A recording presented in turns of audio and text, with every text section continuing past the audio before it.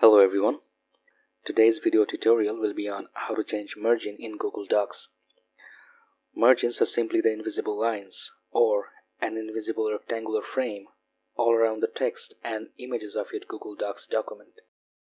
It simply separates the content of your document from the edges.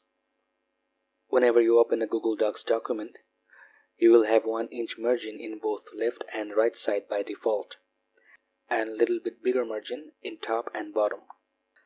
There will be a ruler at the top and the left side of the document. If it's not visible, then go to View and make sure this Show Ruler option is checked. Now to change the margin, hover over your cursor to the left side of this blue down arrow, and when this dual-headed arrow sign appears, click and hold your left mouse button and drag it to your convenient position. The same thing will be applicable here. Just hover over your mouse cursor to the right side of this down arrow and then just click and drag to adjust your margin.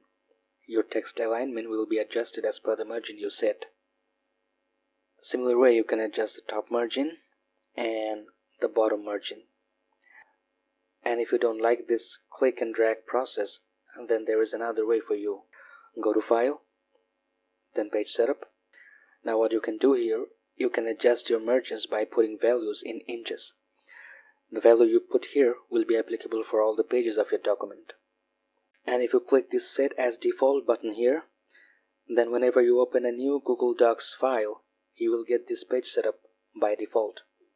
Another point is to note here that Google Docs suggests many page setups widely used by the officials. If you want to save your time, you can choose your required page setup from here. Now let me show you how to adjust the margin of your paragraphs in Google Docs.